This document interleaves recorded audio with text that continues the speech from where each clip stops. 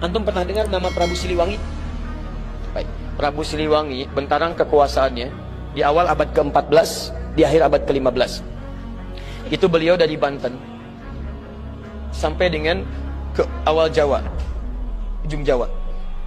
Kuasanya luar biasa, masih Hindu. Dan pemerintahannya, Masya Allah, ketika Islam masuk, itu nggak ada pertentangan, biasa aja. Ulama sudah ada, nyaman, tenang, biasa. Yang paling hebat, ketika sedang inspeksi, datang ke Karawang, daerah Karawang. Ditemukan seorang perempuan, namanya Nyai Subang Larang. Sedang membaca Al-Quran. Nyai Subang Larang itu diantara muridnya Syekh Qura. Syekh Qura itu nama aslinya Syekh Hasanuddin. Ketika pulang dari Mekah, maka disebut Ummul Qura, maka disebut Syekh Qura. Bikin pesantren beliau di Karawang. Sampai sekarang masih ada pesantren Syekh Qura. Baik, diantara muridnya namanya Nyai Subang Larang. Baca Al-Quran. Begitu dibaca, datang ini mendengar bacaannya, melihat siapa yang baca, seketika jatuh hati. Bukan jatuh kaki, hati. Masya Allah. Begitu dilihat, langsung mengajukan lamaran. Penguasa, raja, kaya, tampan, Masya Allah. Tiba-tiba anak antum dilamar. Kira-kira terima nggak? Kaya, tampan, penguasa, diterima nggak? Halo? Jangan dulu, lihat dulu. Ini kan bukan muslim. Oh, bukan pakai bukan muslim. Quran surah kedua ayat 221. Lihat kalimatnya. Wala tankihul musyrikati hatta yu'minna wala amatun mu'minatun khairum min musyrikati walau ajabatkum.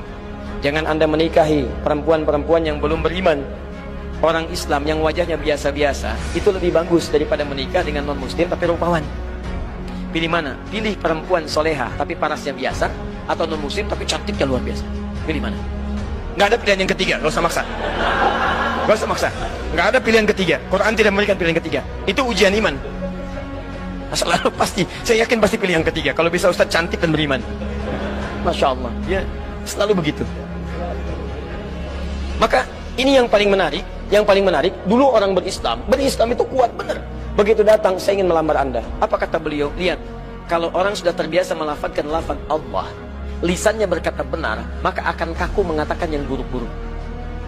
Lisan yang selalu bersyahadat tidak akan pernah mengucapkan kalimat yang keluar dari syahadatnya. Kaku dia. Lisan yang selalu berkata benar, katanya baik, akan kesulitan mencari kosakata yang kotor. Antum kalau terbiasa berkata yang baik-baik, akan berkata yang kotor itu gak akan bisa, Pak. Nyari kosakatanya susah. Sama dengan lisan yang selalu bersyahadat 9 kali dalam sehari. 9 kali paling minimal.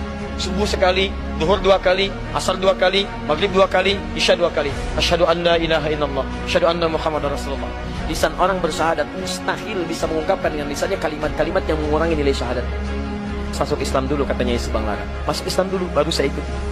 Dengan nggak ada apa-apa. Padahal di hadapannya seorang pengusaha, penguasa tampan, punya kekuasaan, tapi kalimat itu kalau sudah lekat dengan Allah nggak ada nilainya yang lain. Allah.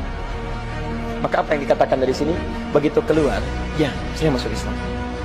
Tidak ada yang duga. Tidak ada yang duga. Masuk Islam, menikah dengan Nyai Subang Larang. Lahirlah kemudian 3 anak utama. Anak pertamanya disebut dengan Walang Sungsang. Ya, mungkin lahirnya agak sedikit bermasalah ya. 1423. Yang kedua, lahir Rara Santang. Lahir tahun 1426. Yang ketiga Raja Sengara. Begitu lahir melotot ya. 1427. Raja Sengara. Baik, yang paling menarik semuanya masuk Islam, jelas. Walang Sungsang berubah nama jadi Abdullah Iman. Abdullah Iman. Masya Allah. Perhatikan, ini begitu Islam masuk membawa pedoman kebaikan, jadi baik. Dengan Hindu gak ada masalah, dengan Buddha gak ada masalah. Tiba-tiba masuk Islam dan berubah jadi kebaikan. Tiba-tiba apa yang terjadi? Ini yang mau saya tunjukkan. Ini berubah jadi Abdullah Iman. Kemudian ini Rara Santang berubah jadi Syarifah Mudaim. Syarifah Mudaim. Pergilah haji. Saat pergi haji itu, tiba-tiba setelah selesai mau kembali, datanglah seorang laki-laki yang melihat Syarifah Mudaim, kemudian jatuh hati, minta kepada kakaknya Abdullah Iman untuk melamarnya. Maka diizinkan, menikahlah kemudian. Menikahlah Syarifah Mudaim dengan seorang laki-laki itu. Namanya siapa? Namanya Syarif Abdullah. Berasal dari Mesir. Maka diboyonglah ke Mesir. Saya simpan dulu di sini. Abdullah Iman kemudian pulang ke Nusantara, bertemu lagi dengan bapaknya. Setelah pulang, Prabu Siliwangi punya gelar Pamanah Rasa, namanya Manah Rasa. Ditugaskanlah kemudian untuk membimbing daerah. Lihat, mulai membimbing sekarang. Daerah yang sangat kumuh, saking kumuhnya disebut dengan lemah wungkuk. Lemah wungkuk. lemah bungkuk. Masya Allah. Di sini ada campuran-campuran etnis, dari ada Arabnya, ada Cinanya, ada kemudian orang lokalnya, dan nggak ada masalah. Begitu orang Islam datang, ditata jadi bagus. Oh, mereka campuran, dalam bahasa lokal disebut dengan caruban yang bercampur. Pekerjaan utamanya ngambil udang. Ya, ambil udang kecil, dibikin kemudian terasi. Pakai air rebon, jadi rebon, air rebon, orang bilang sana Cirebon, jadi Cirebon. Orangnya caruban, tempatnya berubah dari Cirebon. Ditata dengan baik, jadi makmur, jadi bagus, berhasil di situ. Begitu nilai keislaman dilakukan, haji pulang dari sana, berubah lemah bungkuk yang kotor jadi Cirebon. Etnis yang bercampur, punya kemudian tata usaha yang baik. Caruban aslinya kemudian menyebar sampai ke wilayah Lasem. Antum kalau nanti dari Semarang belok ke Demak, Demak ke Kudus, Kudus ke Pati, Pati ke Rembang, ke Lasem. Lasem ini Masjid Agung, sekitar nggak terlalu jauh lah ya, 200 meter lah dari Masjid Agung sebelumnya. Ada sebelah kiri arah pantai namanya Caruban. Sampai sekarang Caruban. Ya, karena ada etnis di situ, termasuk Cina pertama datangnya lewat sana. Karena itu disebut dengan Caruban. Ini lemah bungkuk jadi Cirebon. Yang ini pulang ke Nusantara setelah 20 tahun, bawa anak. Anaknya bernama Syarif Hidayatullah. Maka ketika pulang kemudian diberikan wilayah di Gunung Jati, maka dikenal dengan Sunan Gunung Jati.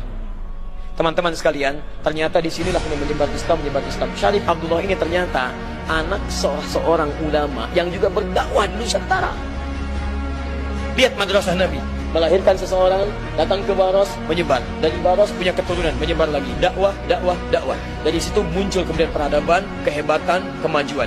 Apa yang terjadi di antara saudaranya ini? Syarif Abdullah punya anak namanya Syarif Hidayatullah, menguasai Gunung Jati. Syarif Abdullah ternyata adiknya dari seseorang bernama Maulana Ishaq. Maulana Ishaq itu, siapa dia? Itu adalah anaknya Ahmad Jumadil Kubra. Dari Maulana Ishaq itulah kemudian melahirkan Kiai Haji Ahmad Dahlan. Yuk saya turunkan. Kiai Haji Ahmad Dahlan nama asalnya Muhammad Darwish. Dan beliau belajar dengan saudaranya Muhammad Hashim bin Ash'ari. Ya, kemudian pertama kali belajar dengan Kiai Haji Soleh Darat di Semarang. Kemudian berangkat ke Mekah, belajar dengan Kiai Ahmad Khatib Al-Minangkabawi, dengan Syekh At-Tarmasi, belajar di sana, kembali lagi. Kemudian Muhammad Darwis berubah jadi Kiai Haji Ahmad Dahlan bin Kiai Haji Abu Bakar, bin Kiai Ilyas, bin Kiai Sulaiman, bin Kiai Murtado, bin Demang Jurang Juru Kapindo, bin Demang Jurang Juru Sapisan, bin Kiai Gerbek, bin Maulana Ishaq. Sama persis dengan beliau mendirikan Muhammadiyah kemudian tanggal 18 November 1912. Sama persis dengan nasabnya Kiai Haji Muhammad Hashim bin Ash'ari yang mendirikan Nahdlatul Ulama tanggal 31 Januari 1926. Beliau Kiai Haji Muhammad Hashim bin Ash'ari bin Abdul Wahid. Abdul Wahid nama aslinya bin Abdul Wahid bin Abdul Halim. Abdul Halim nama aslinya Pangeran Benawa, dikenal dengan Sultan Hadiwijaya. Bin Abdullah bin Abdul Fattah, dikenal dengan Joko Tingkir. Ya, kemudian bin Abdul Aziz bin Abdul Rahman bin Maulana Ishaq.